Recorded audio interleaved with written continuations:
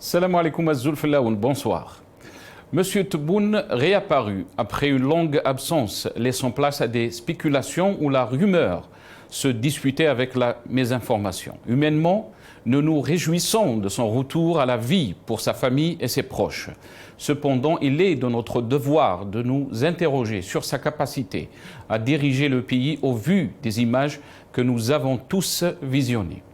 Monsieur Tebboune est apparu dans cette courte vidéo publiée sur son compte Twitter, amaigri, fatigué, sans ressort, où la dynamique gestuelle était absente et le contenu entièrement vidé de sa substance politique. La thématique des sujets évoqués ne reflète pas les urgences et les priorités réelles du moment. Nous devons nous rendre à l'évidence que la poursuite de son mandat reste hypothétique, au vu des crises multiformes que vit le pays. La question de la reprise de ses fonctions reste problématique. Il ne peut plus prendre en otage 45 millions d'Algériens pour assouvir son désir irrépressible de rester au pouvoir avec toutes les conséquences que cela pourrait engendrer.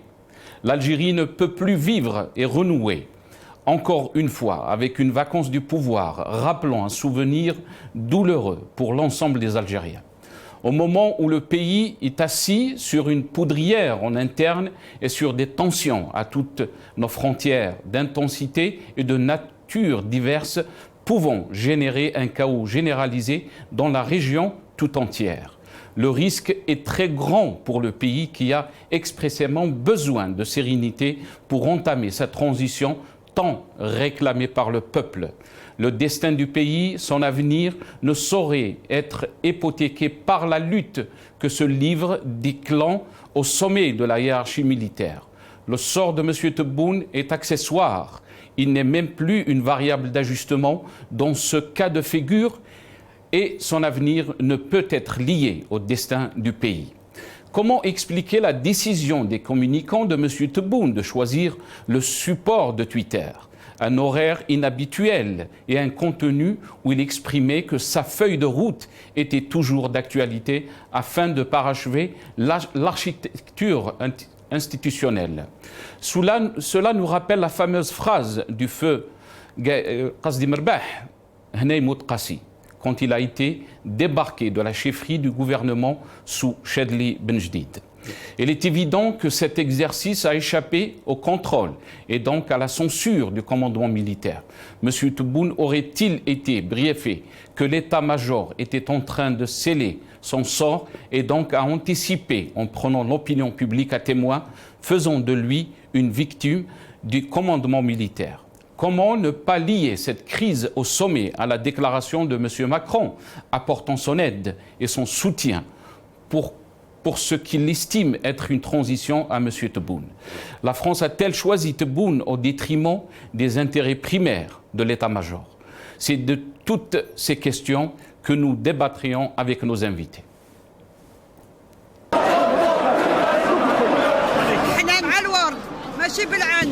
هما اللي يديروا العنف ماشي حنايا، حنا سلميه دائما على الوطن، علي نحيا ونموت.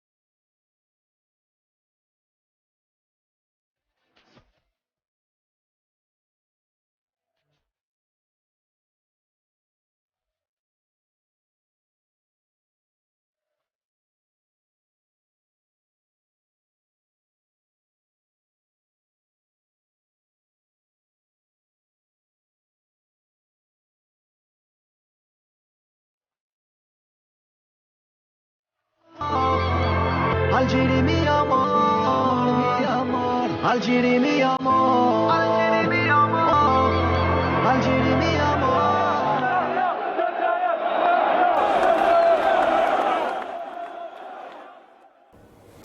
Tebboune réapparaît, mais dans quel état? C'est le titre de notre émission ce soir. Et pour en parler, j'ai le plaisir d'accueillir dans cette émission notre confrère Chaban Kassi, journaliste, Abdelhak Sarrab, médecin militant politique, Hassan Mouali, qui est journaliste aussi, Hassan El-Qadi, directeur Radio M, Maghreb émergent depuis Alger, Jamel Gissoum via Skype depuis Paris, ex-candidat aux législatives algériennes, et Hichem Khiyat, coordinateur national du Rassemblement pour les jeunes depuis Alger. Je vais commencer cette émission avec Chaban Kassi. Merci Chaban Kassi, merci d'être avec nous dans cette émission. Tout d'abord, si on peut faire un peu la lumière, comment la presse internationale donc a traité cette réapparition de Tebboune dans cette courte vidéo qu'on a vue hier.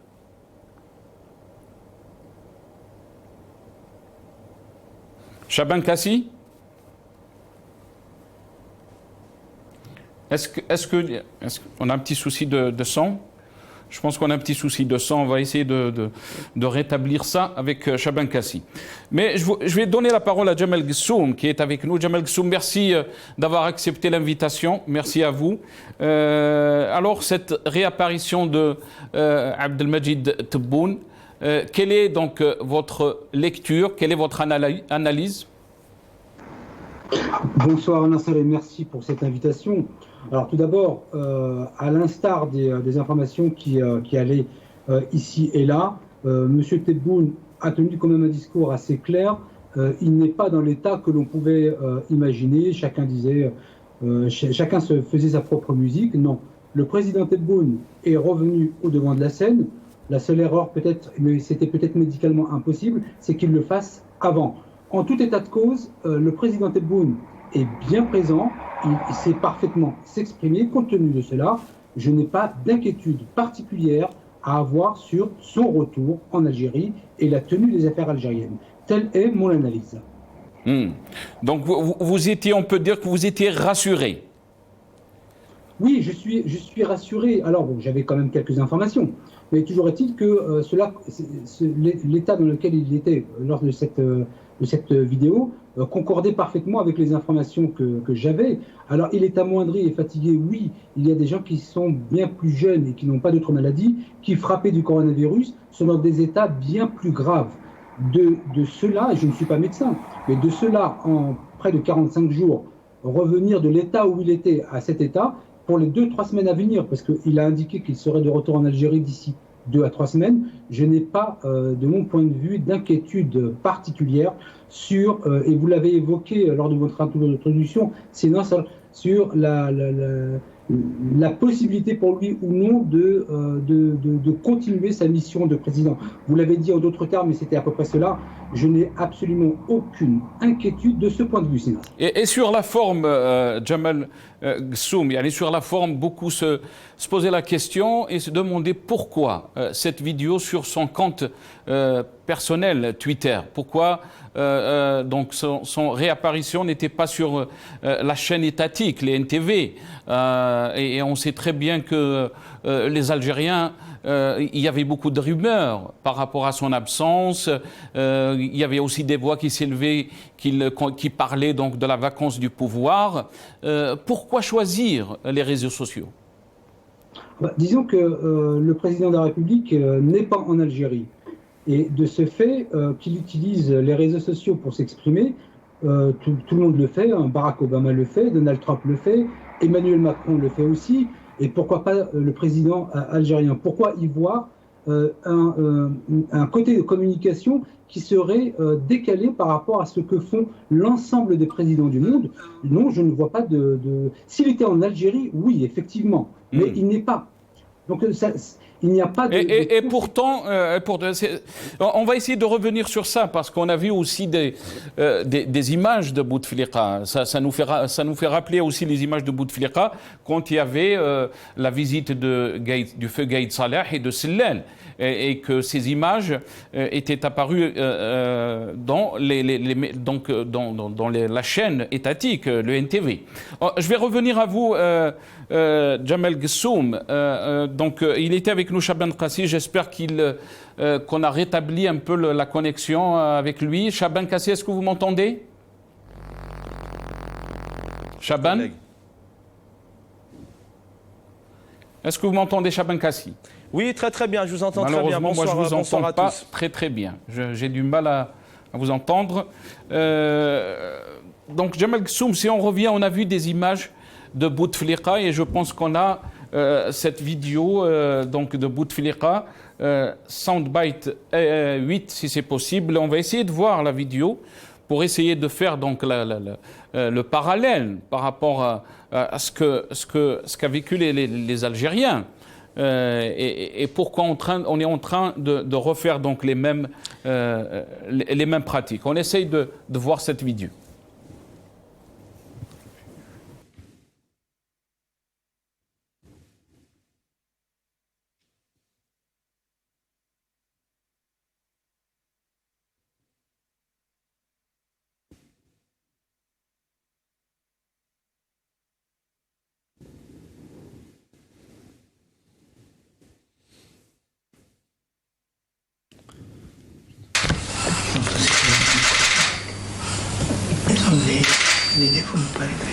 Le personnel là aussi.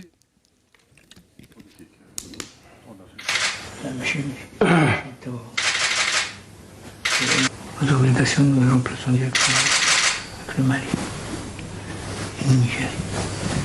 De toute façon, moi je parle le 19 là-bas. On va essayer de. Donc ça c'était les images qui nous fait rappeler donc la maladie de Bouteflika.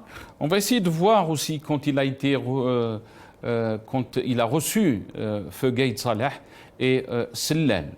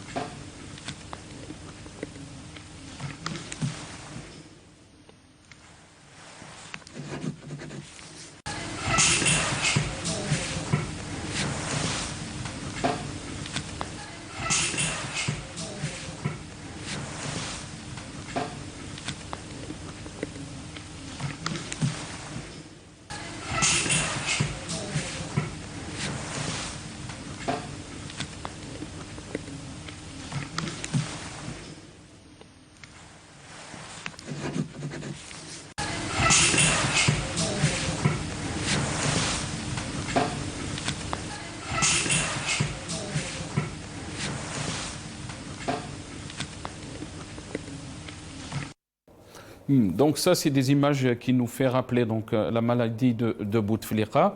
Et là, on voit très bien quand Bouteflika a reçu Feu Gaïd Saleh et Sellal, donc le chef d'état-major et l'ancien chef du gouvernement, Premier ministre, Abdelmalek Sellal.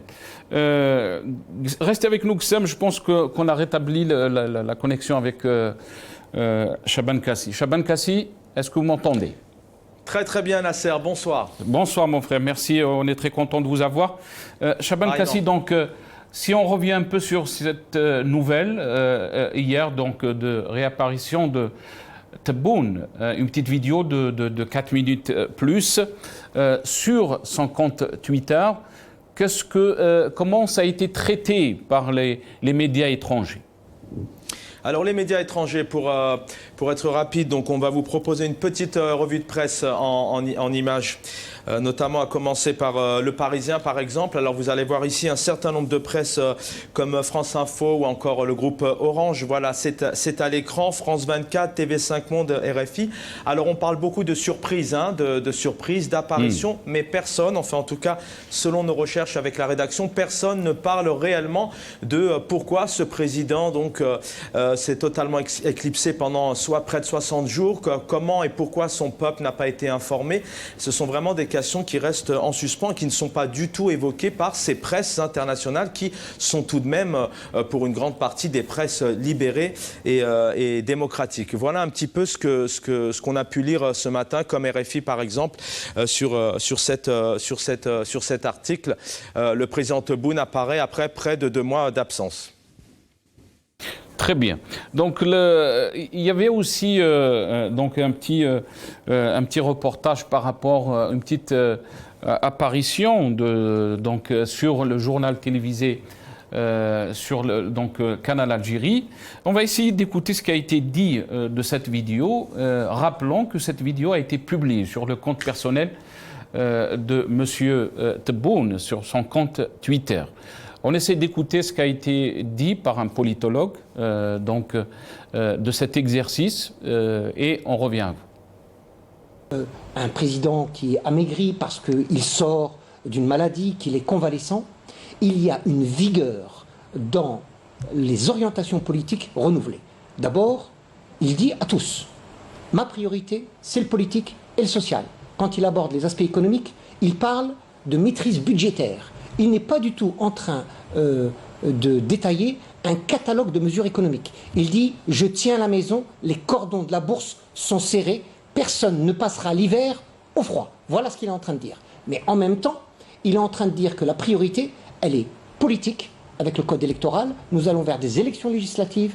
Il est parfaitement dans la ligne de ses engagements, en particulier ses engagements lors de la campagne électorale, lorsqu'il a dit et répété que la crise en Algérie était de nature politique et non pas de nature économique, comme veulent le faire croire les tenants de la rente pétrolière.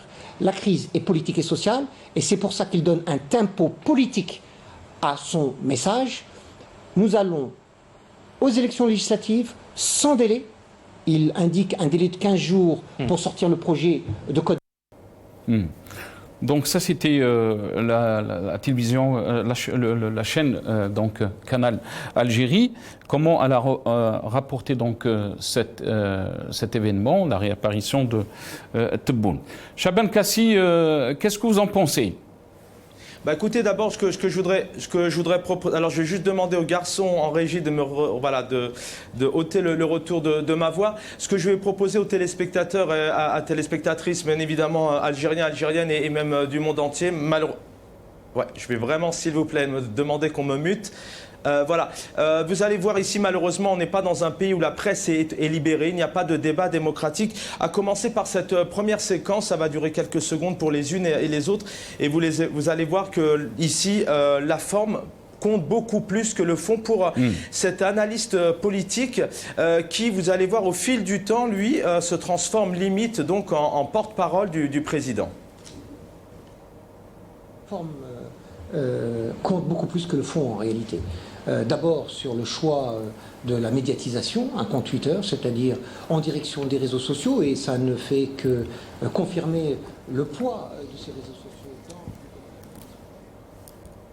Voilà, vous avez vu ici donc cet analyste politique qui est invité sur la chaîne 2 et qui lui parle effectivement le poids des réseaux sociaux sur l'information. Alors bien évidemment, ce qui a été longtemps critiqué, c'est pourquoi après 2 mois d'absence, Abdelmadjid Tebboune n'ait pas été invité en direct, bien évidemment, sur une grande chaîne de grande écoute, à un horaire de grande écoute, pour notamment s'exprimer pour la première fois après 2 mois d'absence. Donc on va écouter maintenant la deuxième séquence. Vous allez voir ici. Il y a une réelle nécessité d'aller vers les réseaux sociaux. Et on comprend là qu'il y a une intelligence de l'information face à des réseaux de la rumeur. Il y a nécessité d'aller vers ces réseaux avec une information de la véracité. Voilà, la véracité. Alors, il faut savoir que la véracité, c'est bien beau d'avoir des informations vraies, mais il faut savoir que la rumeur, elle a été aussi provoquée par cette totale absence d'informations venant notamment de la présidence, c'est-à-dire des informations claires, et a commencé dès le départ où on ne savait pas où allait le président et on ne sait pas encore aujourd'hui réellement où il est. Vous allez voir ici que dans cette troisième séquence, on parle d'un président qui vit vraiment avec son temps. Je vous laisse écouter. Ça, c'est la preuve qu'il y a aussi, dans la forme toujours, une nouvelle modernité de la communication qui est donnée par le président de la République. C'est un homme de son temps, c'est un homme moderne qui comprend parfaitement les canons de la communication. Cela nous change énormément des communiqués lapidaires de la présidence. Voilà, communiqué lapidaire de la présidence. Alors bien évidemment, je salue cet analyste politique avec le plus grand respect de son travail, mais si vraiment on est un système qui vit avec son temps, eh bien il faut savoir qu'aujourd'hui dans le monde entier, l'information, elle circule à tout va et on n'attend pas 60 jours vraiment pour avoir un chef d'État qui réapparaît et qui nous donne comme ça des morceaux d'information. Et il dit clairement que ce président vit vraiment avec son temps et il faut savoir qu'aujourd'hui, avec les réseaux sociaux, ça va tellement vite et que c'est malheureux d'avoir attendu avant d'avoir attendu près de 60 jours. Avant-dernière séquence, s'il vous plaît, les garçons en régie. C'est un homme qui se présente sans phare, qui se présente sans déguisement, de façon transparente à son peuple, pour lui dire, voilà, quel est mon état? Je suis un homme convalescent, je me remets de ce qui m'a atteint. Voilà, sur cette partie, on peut poser par exemple la question du bulletin de santé. Pourquoi les Algériens n'ont pas eu réellement un bulletin de santé concernant leur chef de l'État? Bien évidemment, là on parle de l'homme politique. Nasser Djoudi l'a très bien rappelé en début de son introduction.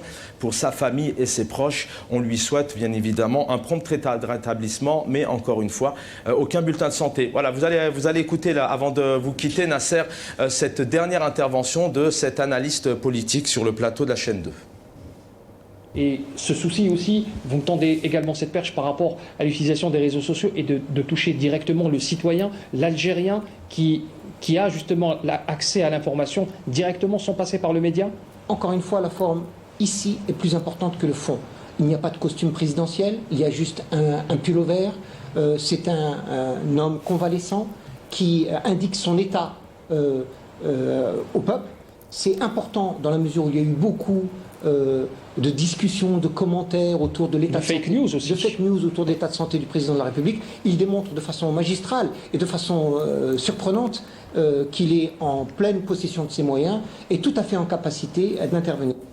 Voilà, capacité d'intervenir. Nasser, vous allez revenir avec vos invités. Mais ce qu'il faut savoir, c'est bien beau de proposer aux Algériens et nos Algériennes vraiment de donner directement l'information via les réseaux sociaux. Je rappelle que les réseaux sociaux fonctionnent avec Internet et je le dis vraiment avec un grand pincement au cœur. Il faut savoir qu'en Algérie, encore aujourd'hui, à l'aube de 2021, Internet est un très très gros souci de connexion. Donc la question qui se pose, pourquoi sans faire de live, sans faire de direct, Abdelmajid Tebboune a suscité ces réseaux sociaux pour s'exprimer pour la première fois après 60 jours d'absence. Merci Nasser, bonne émission. Merci à vous Chaban Kassi, merci pour toutes ces informations, merci à vous. On essaiera d'avoir bien sûr Abdelhaq Sarrab, médecin militant politique, qui essaiera aussi de nous éclairer sur son état de santé. On l'a bien précisé qu'il était fatigué, amaigri, et on essaie quand même de voir la vidéo de Tebboune. Donc cette vidéo, si c'est possible, donc pour la régie de nous faire passer donc cette vidéo, et après je vais revenir à mes invités. Bismillahirrahmanirrahim, wa sallallahu wa sallim على إمامنا وحبيبنا سيدنا ونبينا سيدنا محمد ألف صلاة وألف سلام عليه. أيتها المواطنات، أيها المواطنون الأعزاء، كما تعلمون منذ ما يقرب شهرين أخذت إلى الخارج على جناح السرعة لما كان قد أصابني من وباء كورونا. اليوم الحمد لله بفضل الله عز وجل وعيانته ولطفه في القضاء والقدر وبفضل كذلك أطبائنا في المستشفى العسكري والأطباء الألمان، الحمد لله طريق تعافي بدأت فيه. ربما يأخذ أسبوع أسبوعين وثلاثة أسابيع أخرى، ولكن إن شاء الله سأسترجع كل قواي البدنية. بعدي عن الوطن ليس معناه نسيان الوطن، فأنا أتابع يوميا إن لم أقل ساعة بساعة كل ما يجري في الوطن، وعند الضرورة أسدي تعليمات إلى الرئاسة. فبالنسبة للمسار الذي سطرناه مع بعض ترى الحملة الانتخابية، واليوم رانا في نهار يوم بعد ما مرت سنة على انتخابي، وأشكركم مرة أخرى على هذا. إذن بالنسبة للانتخابات طلبت من الرئاسة أن يروا يشوفوا مع اللجنة هذه مكلفة بالانتخابات بتحرير قانون الانتخابات الجديد، وباش يكون واجد في أقرب وقت. أتمنى 10 أيام ولا 15 يوم، ولكن في أقرب وقت باش ننطلق في العملية التي تأتي بعد الدستور. بالنسبة Donc ça, c'était l'intervention de Abdelmadjid Tebboune hier. On l'a vu quand même très affaibli et très fatigué par la maladie. On a avec nous Hicham Khiyat, qui est coordinateur national du Rassemblement pour les jeunes en Algérie. Hicham Khiyat, merci d'avoir accepté l'invitation. Marhaba bik. Merci, mon frère. Hicham Khiyat, comment peut-on décrypter l'intervention de Abdelmadjid Tebboune? En réalité, il y a des remarques de forme et des remarques de fond. C'est-à-dire, normalement, déjà, un président de la République devait parler, comme tu disais, ça fait quelques minutes, devait parler de la chaîne nationale. Encore une autre chose, ça veut dire, normalement, cette intervention devait être déclarée le matin, et pourquoi pas peut-être un jour avant, que soi-disant le président va parler demain à telle heure. Je ne comprends pas comment quelqu'un qui occupe le poste de président de la République, il parle d'un compte Twitter. Surtout qu'il y avait beaucoup de rumeurs, Hicham Khiyat, il y avait beaucoup de rumeurs par rapport à son état de santé, par rapport... C'est pas n'importe qui normalement, c'est pas n'importe qui est en train de parler. Soi-disant, c'est le président de la République qui devait parler de la chaîne nationale. C'est-à-dire, il y a ces deux points. Aussi, il y a autre chose, des remarques de fond. Je ne comprends pas comment quelqu'un qui est absent pendant 50 jours, il commence directement à parler des codes, des lois électorales, et je ne sais pas.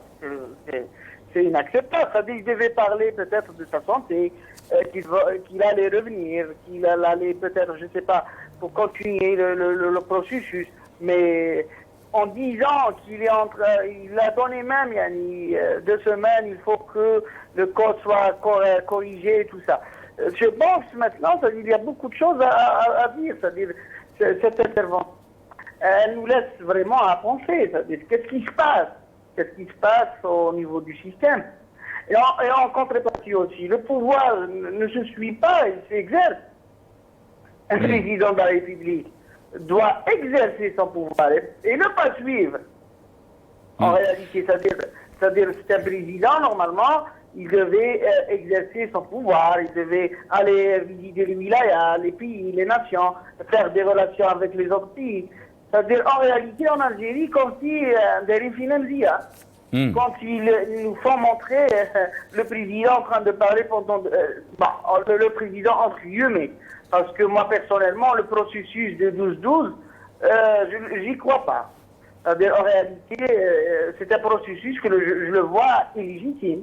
Je vois qu'ils nous ont forcés à aller vers ce processus, et maintenant, le résultat, il est là. Sur tous les plans. C'est-à-dire, on a quelqu'un qui est absent, et même, dans le cadre de l'application des lois, leurs lois. Ça veut dire maintenant, 50 jours qui n'est pas là. C'est-à-dire, en réalité, même quand on le voit, ça ne veut rien dire à la fin. S'il ne peut pas exercer ses fonctions, il fait quoi à la présidence? C'est bon ou une autre personne? C'est-à-dire, en réalité, s'il y a un état de droit et un état d'institution, malgré aussi, encore une fois, moi personnellement, je ne crois pas à la solution constitutionnelle. Parce que pour moi, un système pareil, il ne peut pas partir à travers une constitution, c'est lui qui l'a fait, c'est lui qui l'a... pour qu'il reste.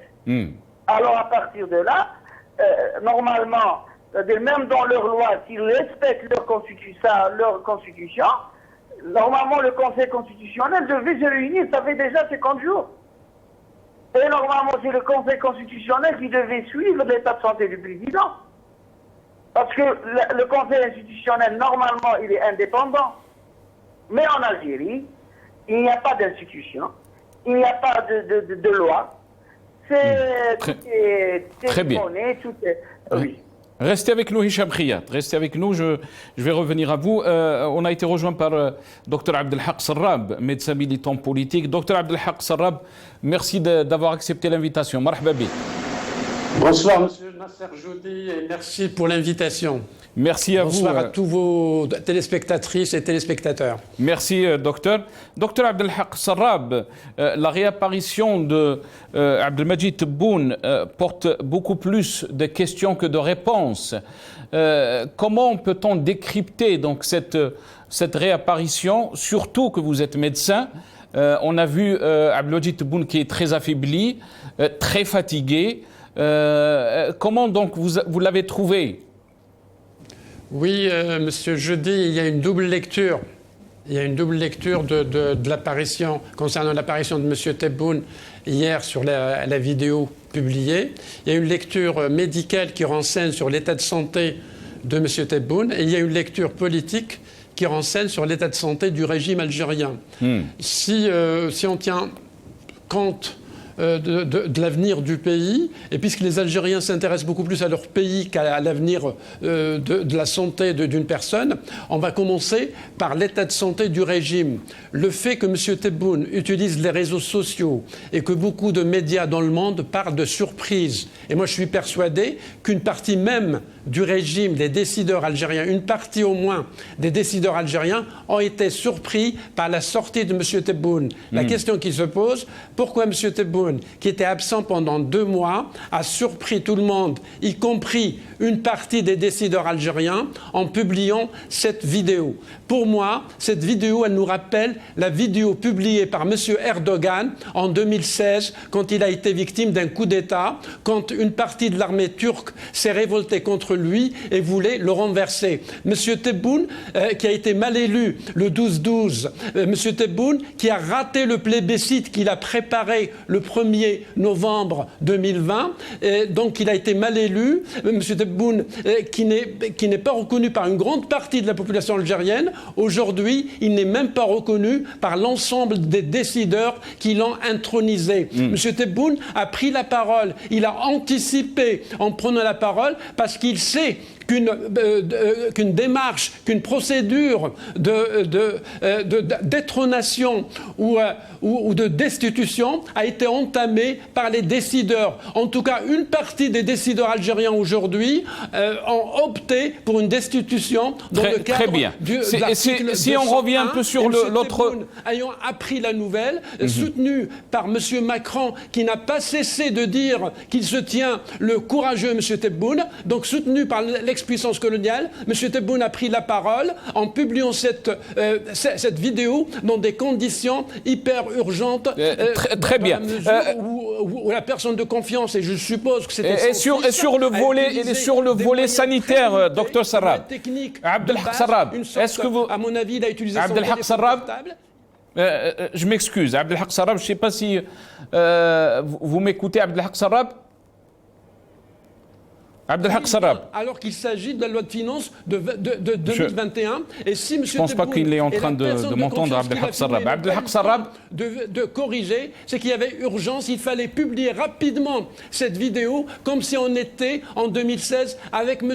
Erdogan. Il y a vraiment un conflit énorme, un différend énorme au sommet de l'État algérien. Les décideurs algériens ne sont pas tous d'accord pour maintenir M. Tebboune. Nous allons aller vers une période très turbulente. Il y a une ingérence française directe dans les affaires algériennes. À l'intérieur du pays, il y a une ingérence internationale aux frontières de l'Algérie. L'Algérie qui est partie en 62 et qui a interdit la politique au nom du tout sécuritaire se retrouve 58 ans après dans une situation d'insécurité totale. À l'intérieur, on a une ingérence de l'ex-puissance coloniale qui veut nous imposer un 5e mandat sans Bouteflika.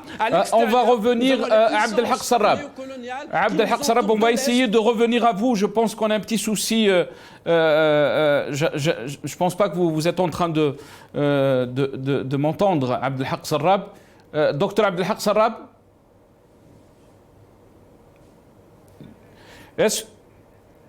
Abdelhak Sarrab, est-ce que vous êtes toujours avec moi? Oui, je suis toujours avec vous. Très bien. Si on revient un peu, très bien. Donc ça, c'était le volet politique.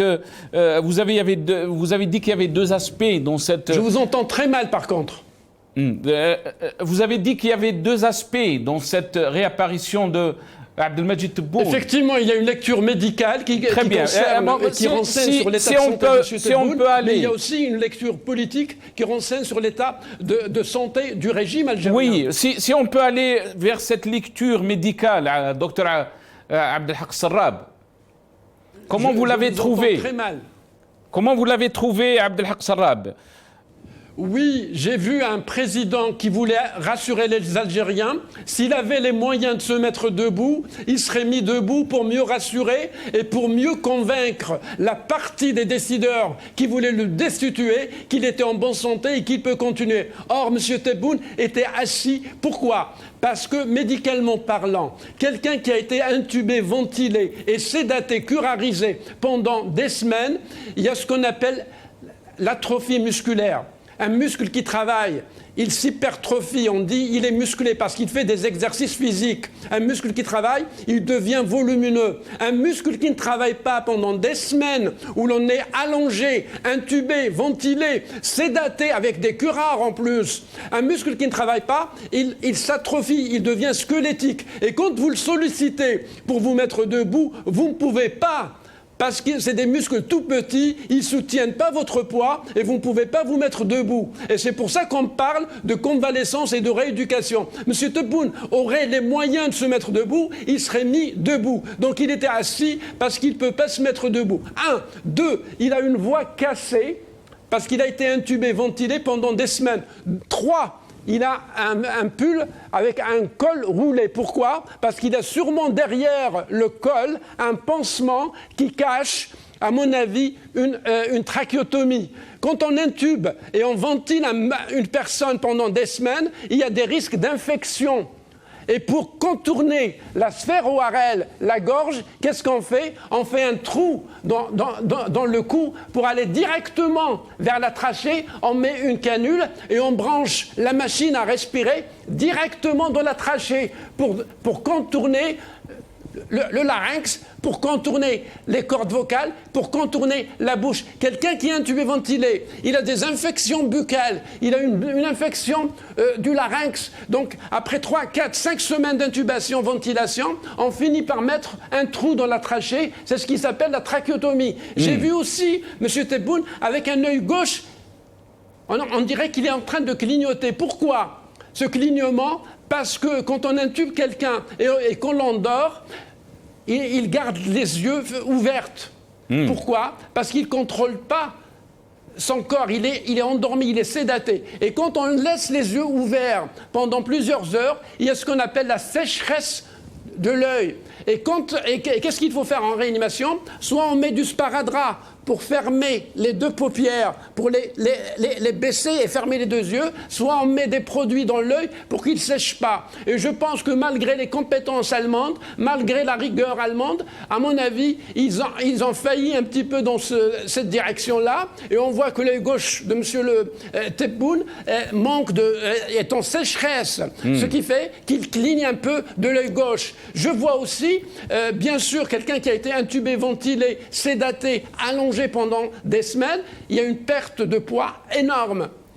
Abdelhak Sarrab, un manque de concentration lié à la sédation. Quand vous mettez un curare pendant 4, 5, 6 semaines, ça perturbe. Et on a affaire à quelqu'un qui manque de concentration. Ça, c'est sur le plan de la santé et de la lecture médicale. Très bien. Abdelhak Sarrab, je ne sais pas, est-ce que vous pensez, vous venez donc de dresser le bilan sanitaire par rapport à ce que vous avez vu dans cette vidéo, mais est-ce que vous pensez que quand il annonce qu'il peut revenir dans 2 ou 3 semaines au pays, est-ce que vous pensez qu'il a les capacités ou il a la force de revenir avec en pleine forme, comme il le dit? Les capacités des gens varient d'une personne à l'autre.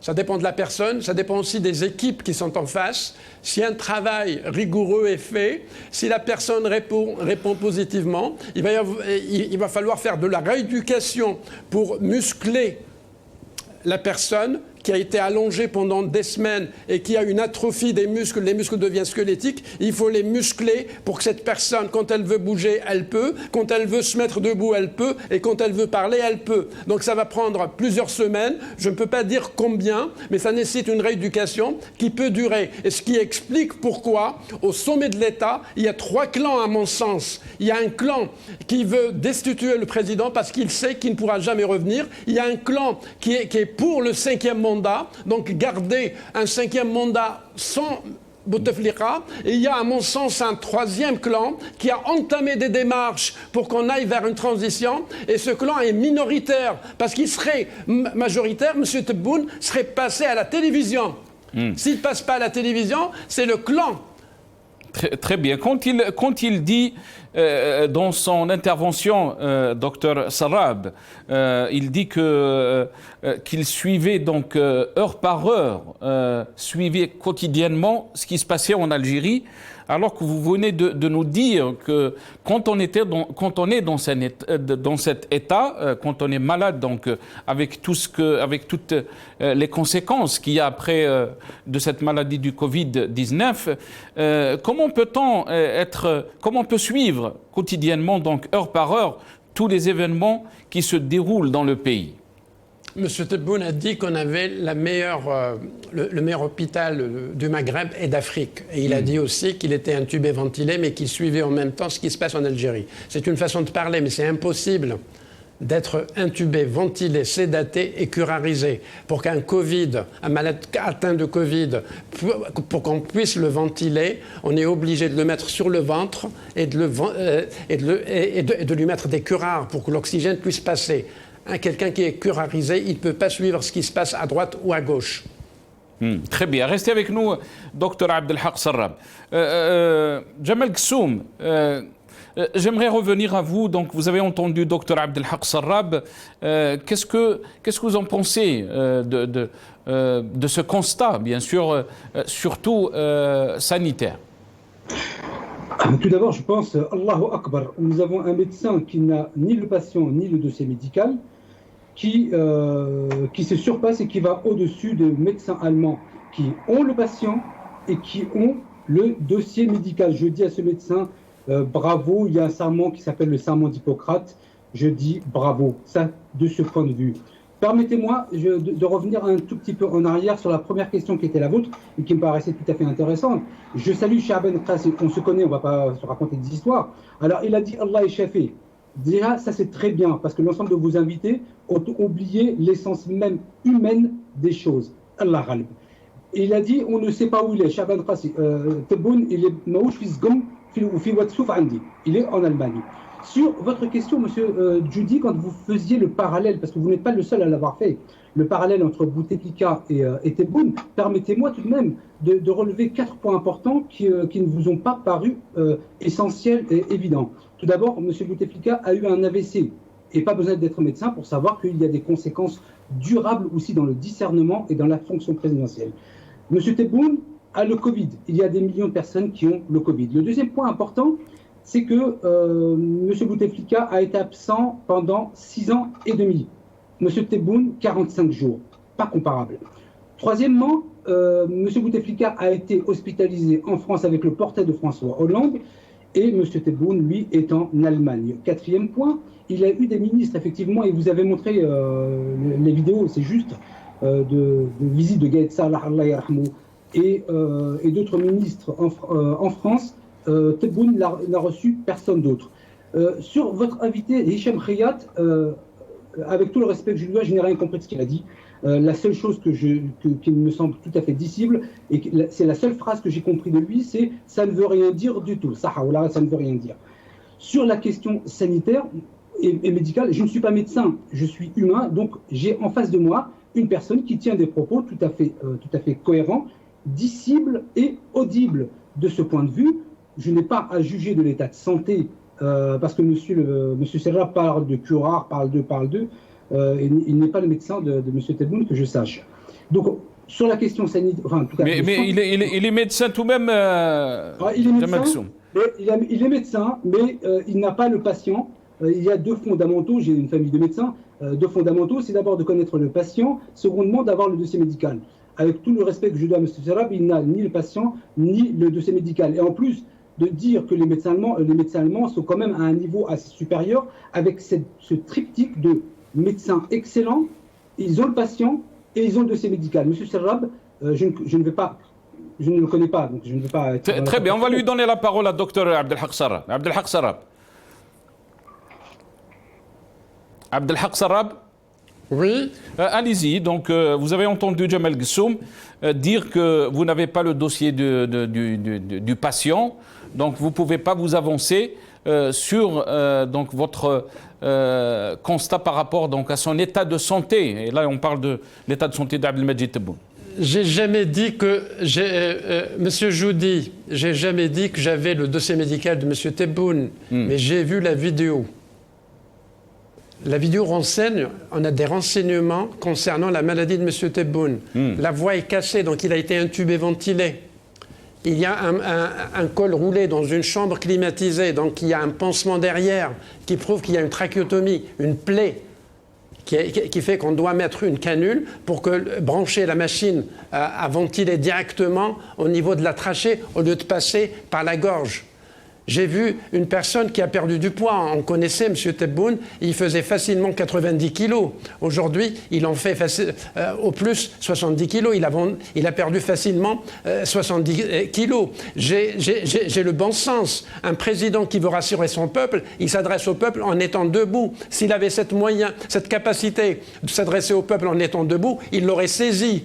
En étant assis, ça prouve. Et je suis médecin et je fréquente des malades et j'ai vu des malades sortir de réanimation sur une chaise. On les a adressés à la rééducation, on leur fait de la rééducation pendant des semaines pour qu'ils puissent se mettre debout. Donc tout ça, on n'a pas besoin du dossier médical. Il y a le vécu de tous les jours, il y a le bon sens. Napoléon disait que le droit, c'est du bon sens codifié. Et la médecine aussi, Monsieur Gessoum, c'est du bon sens codifié. Très bien, restez avec nous, docteur Abdelhak Sarrab. Je vais donner la parole à Khayat, s'il est... Mouali, on me dit que Hassan Mouali est avec nous. Après, je vais revenir à Hicham Khayat. Hassan Mouali, merci d'avoir accepté l'invitation. Bonsoir. Marhaba bik. Bonsoir, bonsoir aux téléspectateurs de Dawaras TV et bonsoir aux amis intervenants, notamment Cheikh Abdelhak. Merci, cher Hassan. Hassan, si on revient un peu sur cette vidéo, donc sur la réapparition d'Abdelmajid Tebboune, quelle est votre lecture? Beaucoup de questions qui ont été posées, bien sûr, par rapport à la sortie de cette vidéo sur le compte personnel de Twitter et sur la forme. Comment vous l'avez trouvé, Hassan Mouali? Alors, sur la forme, je dirais, la bonne nouvelle, c'est que le président Tebboune n'est pas mort. Voilà, contrairement à ce qui a été annoncé à droite à gauche, il n'est pas mort. Mais dire qu'il était enfant, je ne le pense pas. Personnellement, j'ai été un peu choqué par son état physique.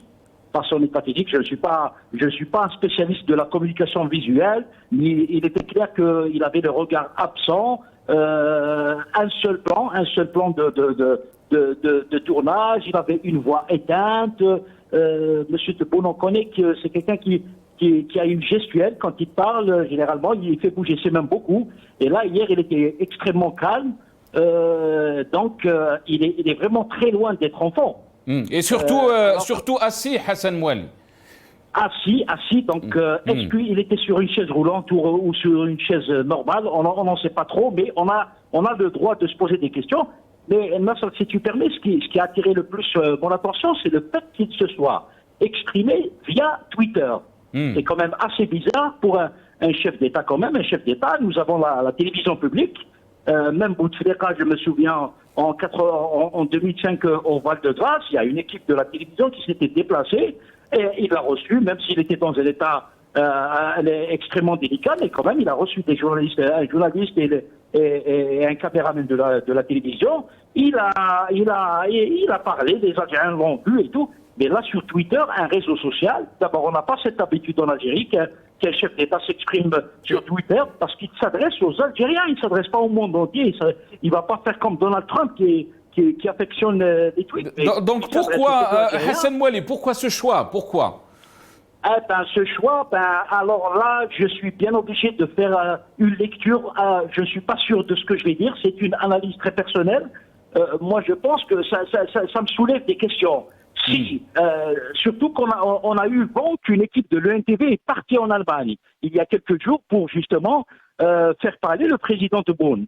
Et apparemment, elle est revenue bredouille, elle n'a rien pu filmer. Est-ce que le président Tebboune n'était pas en position, dans une situation où il pouvait s'exprimer? Est-ce qu'il était conscient? Est-ce qu'il était capable de parler face à la caméra de la télévision? Et puisqu'il est revenu bredouille, il n'y a pas eu d'interview de l'ENTV, ça laisse supposer qu'il y a quelque chose. Maintenant, 24 heures ou 48 heures plus tard, il débarque comme ça sur Twitter, 4 minutes. Est-ce que c'est pas une façon de dire que non, je suis pas mort, je suis encore capable de gouverner, c'est-à-dire forcer le destin. C'est comme ça que je le dis. Et surtout Hassan, qui avait aucune annonce préalable de son intervention. Justement, j'allais venir justement. La présidence de la République, la présidence de la République n'a pas rendu public un communiqué pour nous informer le peuple algérien et les médias et dire que le président de la République va s'adresser à la nation, même si pour 5 petites minutes. Mais c'est déjà quelque chose, parce que qu'on soit d'accord ou pas politiquement avec le président Tebboune, tout le monde sait dans les circonstances dans lesquelles il a été élu ou désigné, mais quand même c'est le chef de l'État algérien. Donc on était tous dans l'attente, qu'est-ce qu'il va nous dire? Est-ce qu'il va renoncer? Il y en a beaucoup qui pensent que le président Tebboune allait annoncer sa démission parce que 40 jours en dehors du pays, on est dans un environnement extrêmement sensible avec ce qui se passe à notre frontière de l'Ouest, l'arrivée d'Israël au Maroc, la reconnaissance par les États-Unis d'Amérique de la souveraineté du Maroc sur le Sahara occidental. Il y a une série d'événements géopolitiques qui sont extrêmement dangereux pour le pays. Donc on a besoin d'un chef d'État, non seulement d'un chef d'État, mais d'un chef d'État puissant, fort, qui porte la voix de l'Algérie. Mais là, malheureusement, à l'état où nous en sommes, nous sommes isolés. Nous sommes isolés. Donc il est tout à fait logique pour n'importe quel Algérien, y compris pour les supporters du président Tebboune, de se soucier beaucoup plus et avant tout de l'Algérie. L'Algérie avant tout. C'est-à-dire que l'Algérie est beaucoup plus grande que n'importe quel haut responsable, fût-il le président de la République, Abdelmadjid Tebboune. Moi, si on a tous à choisir, on choisit l'Algérie, on ne choisit pas Tebboune, on choisit. Les hommes meurent, passent, mais l'Algérie reste. Donc hier, la petite vidéo d'Abdelmadjid Tebboune, au-delà des aspects formels, c'est-à-dire aucune annonce, ni par un communiqué de la présidence de la République. À 16h30, moi j'étais en voiture, j'allume la chaîne 3 et j'entends Tebboune parler. Ça m'a étonné, je me suis dit, mais qu'est-ce que c'est que ça? Comment est-ce possible qu'une adresse présidentielle n'intervienne comme ça, de manière impromptue, sans que ça soit annoncé auparavant? Donc il se passe quelque chose. Moi, ma petite lecture, c'est que peut-être que son état de santé ne lui permet plus d'exercer convenablement ses fonctions. Je ne dirais pas qu'il est paralysé ou quoi, je ne suis pas un médecin, je ne suis pas un spécialiste de l'image, mais visiblement, quand il dit « je serai encore là pour 1 semaine, 2 ou 3 semaines », moi je dirais peut-être 4, 5, 6 semaines. Mais est-ce que l'Algérie peut se permettre de continuer comme ça, sans un président, sans un pilote dans l'avion? Non, ça c'est non. Et surtout, Hassan, lui, il a parlé donc, il a parlé comme quoi, donc il a parlé des élections et il a demandé à la présidence de voir avec la commission chargée de régler la nouvelle loi électorale pour entamer l'opération prévue avec la révision de la Constitution. De quelle élection il parle? Il a parlé aussi de la rentrée scolaire et universitaire. Et là, on se pose la question, est-ce que c'est des priorités par rapport à la situation que traverse notre pays? Je suis désolé de le dire, mais ce discours-là ressemble à un homme qui est pratiquement fini politiquement. Je suis tenté de comprendre ça. Il est politiquement fini. Il essaie de survivre en disant que je suis heure par heure, jour par jour, tous les jours de ce qui se passe au pays. C'est faux. Quand on a été dans un état comateux artificiel ou pas, on ne fait pas suivre heure par heure ce qui se passe en Algérie. On se soucie beaucoup plus de sa santé physique. Dire que j'ai donné instruction à la présidence. Quelle présidence? À qui? Quelle personnalité? Alors que le staff de communication de la présidence n'était même pas informé que le président allait parler sur Twitter. Et puis la commission Laraba, il lui a confié le dossier, on le sait, préparer la loi électorale, on le sait depuis longtemps. Mais pourquoi Tebboune insiste dans 10 ou 15 jours, il faut que le projet soit prêt? Qu'est-ce qui urge? L'urgence maintenant, c'est de régler ses soucis à nos frontières. L'urgence, un petit peu, c'est de secouer le cocotier économique national. L'urgence, c'est de trouver des solutions au contre-coup du Covid-19. L'urgence, c'est surtout de rassurer le peuple algérien que le président va bien. Et visiblement, ce n'est pas le cas. Ce n'est pas le cas. Très bien. Est-ce que vous pensez, Hassan, est-ce que vous pensez que son intervention donc soulève beaucoup plus de questions que de réponses? Absolument. Moi, personnellement, au-delà de l'aspect, c'est-à-dire strictement humanitaire, c'est-à-dire qu'il n'est pas mort, il parle et tout ça. J'en suis content, là, il fait comme on dit, mais je pense que son discours ressemble à un discours d'adieu plutôt. Enfin, pas d'adieu, mais c'est-à-dire c'est quelqu'un qui s'accroche désespérément à quelque chose qu'il aura peut-être définitivement perdu. Parce que, bon, j'imagine, en Algérie, bon, il n'y a pas, dans n'importe quel État au monde, il n'y a pas que le président. Hassan Mouali? Je pense qu'on a perdu Hassan Mouali. Hassan? Oui, on a perdu Hassan Mouali. On va essayer de reprendre Hicham Riyad s'il est toujours avec nous. Hicham Riyad? Oui, je suis avec vous. Hicham Riyad, je vais vous donner la parole. Il ne me reste pas beaucoup de temps, malheureusement. On aurait aimé approfondir encore plus par rapport à ce sujet, mais on va essayer de revenir demain sur beaucoup plus de questions par rapport à la situation politique que vit notre pays, à cette réapparition de Abdelmadjid Tebboune. Hicham Riyad, est-ce que vous étiez rassuré, si on peut dire, par rapport à cette intervention, ou cette intervention vous laisse perplexe? On a entendu ce qu'a dit Hassan Mouali. En réalité, la crise en Algérie, elle est plus profonde. Ce problème, ça ne concerne pas seulement le poste du président. On a un problème de légitimité depuis 62. On a une révolution. On a un Irak. On a des jeunes qui revendiquent un changement radical du système. L'Algérie maintenant souffre d'un vrai problème politique. Il faut le résoudre pour sauver l'État et pour sauver l'Algérie. On ne peut pas continuer comme ça, on est en train de jouer avec le feu. On voit la situation sanitaire, on voit la situation...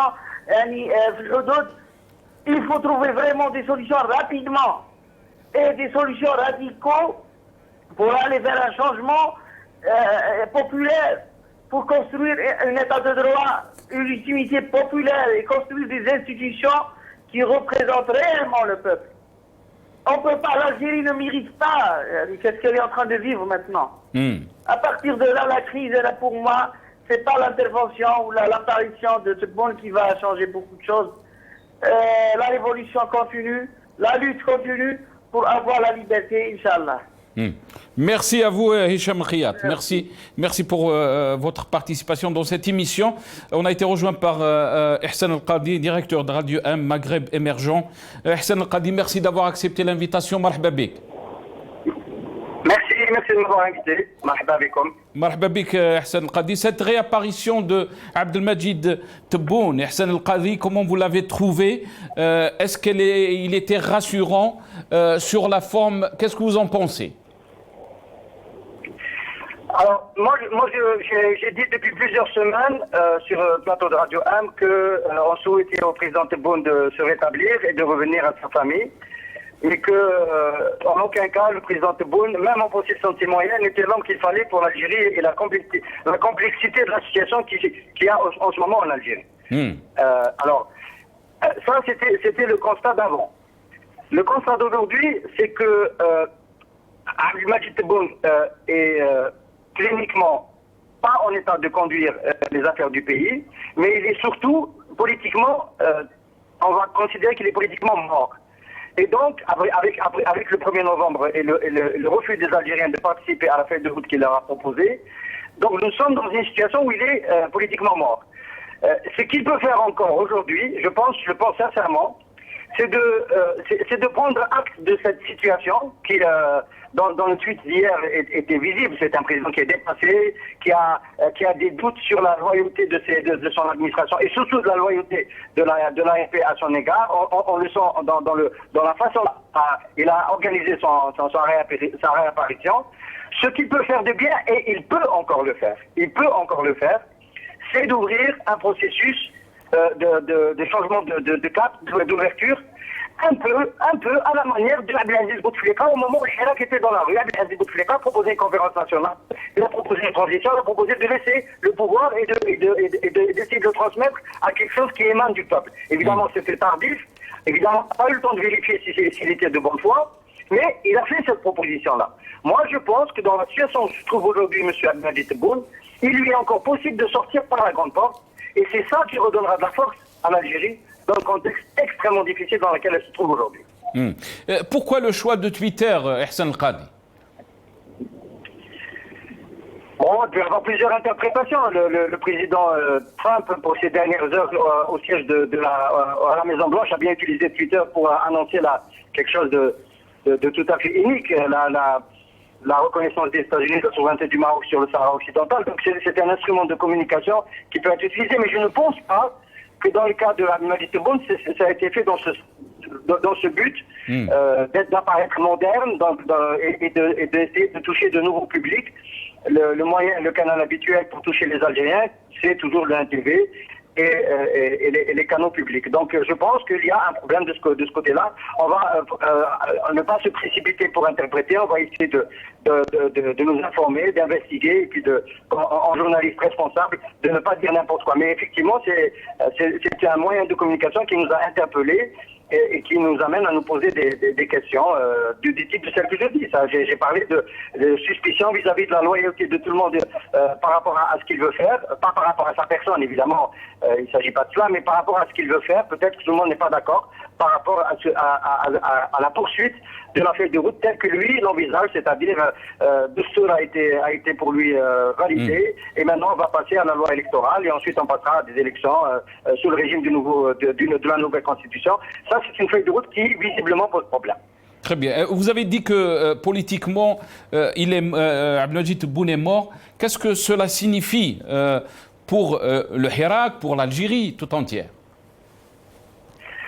Cela signifie qu'il ne fallait pas faire l'erreur qu'a fait Ahmed Gaïd Saleh à l'été 2019. Il fallait écouter le mouvement populaire qui disait que le départ de Bouteflika n'était pas le seul objectif de sa formidable mobilisation, que sa mobilisation visait à changer le système et rentrer dans une phase de transition démocratique pour fonder de nouvelles institutions. Et ce que la direction de l'ANP à l'époque avait refusé en imposant des élections présidentielles de facto, en mettant en prison des dizaines, plus de 200 activistes du Hirak, des candidats au présidentiel, des figures qui auraient pu aussi être candidates à des présidentielles libres. Et donc, c'est à cela qu'il faut revenir. Et dire aujourd'hui que Abdelmajid Tebboune est politiquement mort, c'est considérer qu'il n'a pas réussi à faire vivre cette feuille de route unilatérale qu'on a imposée aux Algériens. Il n'y a rien de... C'était un pari qui était au-dessus de ses forces. Voilà, il était même avec sa capacité de physique, sans la maladie, c'était au-dessus de ses forces parce que c'était une feuille de route qui allait totalement en confrontation à l'opposé des revendications populaires. Donc elle ne pouvait pas réussir, même si Ahmed Gaïd Salah, si Dieu avait prêté vie à Ahmed Gaïd Salah et qu'il était toujours parmi nous, ça ne serait pas passé. Et les Algériens auraient boycotté la feuille de route unilatérale, comme ils l'ont fait d'ailleurs déjà le 12-12. Et donc, quand je dis Tebboune, c'est Tebboune de la feuille de route d'Ahmed Gaïd Salah qui est mort. Mais moi j'invite Tebboune à renaître avant de disparaître politiquement et de prendre tranquillement sa retraite auprès de sa famille, ce qu'il a bien mérité en tant que grand commis de l'État, c'est d'offrir une sortie au peuple algérien par le dialogue, par la conférence nationale inclusive et par l'ouverture d'une nouvelle page dans la solution politique. Merci à vous, Ihsan Qadi. Merci d'avoir accepté l'invitation. Yatek Saha, Ihsan Qadi qui était avec nous. Il ne me reste pas beaucoup de temps. Très rapidement, à vous, Djemal Gessoum, le mot de la fin. Après, je passerai à Dr Abdelhak Sarrab. Très bien, merci. Alors, le mot de la fin, je dirais que ce qu'a dit Hassan Mouali, il a tout à fait raison lorsqu'il dit que son état de santé n'est pas bon. Ça, c'est une évidence. Mais il a aussi dit, c'est ça qui m'intéresse, c'est en tout cas l'honnêteté intellectuelle de dire « je ne suis pas sûr de ce que je dis ». Donc, je ne sais pas, c'est plus humble que c'est sûr. Mon dernier message, si vous le permettez, Monsieur Djoudi, ne concerne pas essentiellement l'émission d'aujourd'hui, mais quelque chose qui me touche très profondément, c'est ce qu'a vécu le peuple algérien de France aujourd'hui à l'aéroport d'Orly et qui est inacceptable. Vous avez un consul, M. Mahmoud Ibn Qasm, qui est consul de Créteil, qui est indigne de ce poste de consul car il a laissé des gens à l'aéroport, des gens âgés en fauteuil roulant qui avaient un billet pour Alger et les a mis de côté pour mettre ses amis dans l'avion. Ceci est inacceptable. Il y a une personne âgée de 80 années qui a le cancer et qui a vécu la même chose. Mon message, M. Djoudi, s'adresse directement au ministre des Affaires étrangères. Aussi bien je soutiens le président Tebboune, aussi bien je serai contre toute chose qui attaque les Algériens de manière générale et les Algériens de France en particulier.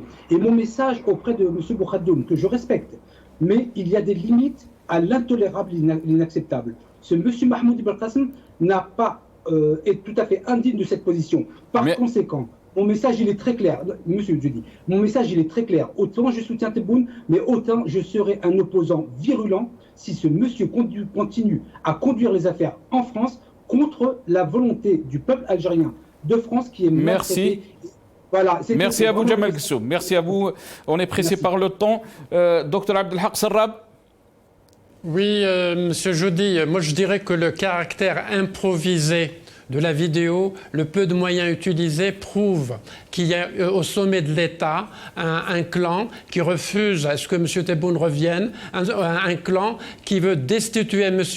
Tebboune, et c'est contre ces gens-là, contre ce clan, que M. Macron a pris la parole il y a quelques semaines en soutenant son ami M. Tebboune, le courageux. Donc ma lecture politique de la vidéo, je comprends par là qu'il y a trois clans au sommet de l'État. Il y a un clan qui refuse le retour de M. Tebboune, et M. Tebboune a pris l'initiative. Ce clan a imposé le silence à M. Tebboune pendant des jours parce qu'il est sorti de la réanimation depuis quelques jours et il voulait s'exprimer, et là ils l'ont contraint au silence, et là il était obligé de jouer à Erdogan en prenant son téléphone et en s'adressant directement au peuple sans passer par ce clan. Donc il y a un clan qui refuse son retour, il y a un clan qui le soutient, et ces gens-là sont soutenus par M. Macron, et il y a un troisième clan que le peuple doit soutenir, le clan qui a entamé les démarches, les contacts avec des personnalités politiques algériennes telles que M. Hamrouche, telles que M. Ibrahimi.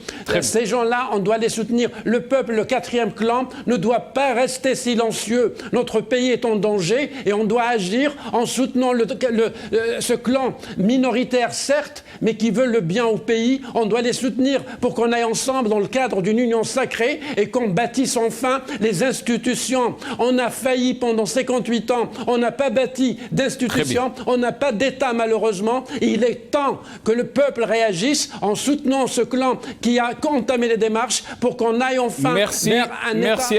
Merci à vous, Dr Abdelhak Sarrab. Désolé, on est pressé par le temps, on est arrivé à la fin de cette émission. Vous avez parlé de clan, mais je pense que les Algériens sont très en avance. Ils parlent du système, de tout le système. Quand on a vu le jeune dont il a lancé le slogan « Yitna Haouga ». Donc, on verra bien sûr comment les choses vont se développer dans les jours à venir. On reviendra bien sûr sur Aouras TV dans les émissions de demain et dans les jours à venir, l'impact politique de cette réapparition de Tebboune et aussi les perspectives et aussi le rôle de Hirak dans tout ça. Yatikoum Saha, merci à vous d'avoir suivi cette émission. On est arrivé à la fin. Bqaw ala khair.